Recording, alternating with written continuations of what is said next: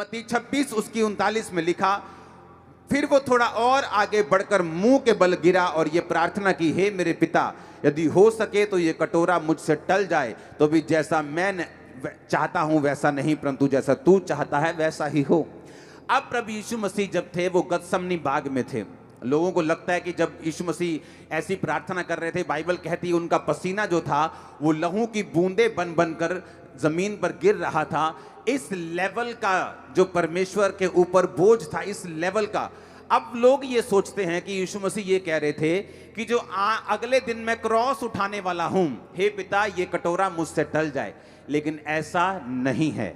यीशु मसीह को ये बात मालूम थी कि मैं क्रॉस पर लटकाया जाऊंगा और पुराने नियम को पूरा करूंगा कि प्राण दंड के योग्य अगर किसी में गुनाह हो तो वो वृक्ष पर ही लटकाया जा सकता है, लकड़ी पर ही लटकाया जा सकता है। इसीलिए प्रभु यीशु मसीह को मालूम था कि वो क्रॉस पर ही लटकाया जाएगा, ताकि पुराना नियम जो है, परमेश्वर के मुख से निकला एक एक वचन जो है वो पूरा होगा कि इंसानों के लिए एक ही बार परमेश्वर ने क्रॉस पर लटकाए जाकर हमारे लिए बलिदान दिया और हम बचाए गए।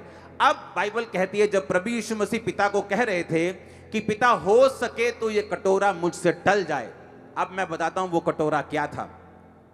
बाइबल कहती है परमेश्वर यहोवा इतना पवित्र है, जब वो किसी पापी को देखता है, दो चीजें परमेश्वर करता है।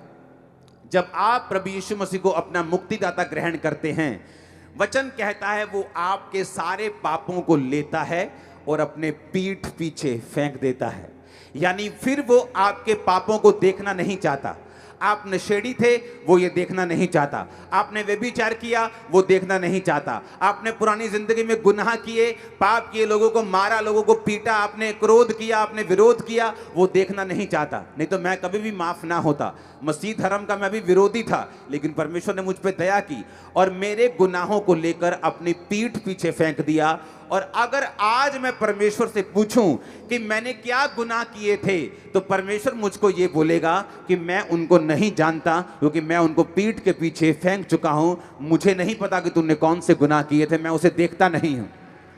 दूसरी, जब आपके अंदर गुनाह होता है, जब आपके अंदर पाप होता है, तो वचन कहता है वो अपनी पीठ को आपकी ओर फेर लेता है। या तो वो आपके गुनाहों को अपनी पीठ पीछे फेंक देता है, जब आप गुनाह करते हैं तो वो अपनी पीठ को आपकी ओर फेर देता है। यानी आपका और परमेश्वर का जो रिश्ता है, जो नाता है, वो कट जाता है और परमेश्वर अपनी पीठ आपकी ओर कर लेता है। यानी परमेश्वर कहता है कि अब मेरा और तेरा कोई भी रिश्ता नहीं, क्योंकि तूने पाप को स्वीकार किया, अब मैं अपनी पीठ को तेरी ओर फेर लेता हूं। और बाइबल कहती इसीलिए इजरायली लोग हराए जाते थे, जब परमेश्वर अपनी पीठ इजरायलियों की ओर कर लेता था और इजरायली जो थे वो हारते थे, दूसरे लोग उनका फायदा उठाते थे। और बाइबल कहती जब वो फिर से तौबा करते थे, परमेश्वर उनके गुनाहों को अपनी पीठ पीछे फेंक कर अपना फेस उनके आगे करता था। और इसीलिए परमेश्वर ने पुराने नियम में अपने लोगों से कहा कि जब तुम इजरायलियों को आशीष देना, तो इस आशीष से देना कि यहोवा अपने फेस का प्रकाश तुम्हारे फेस पर चमकाए, क्योंकि उसका मुंह अब तुम्हारी ओर है, उसकी पीठ नहीं।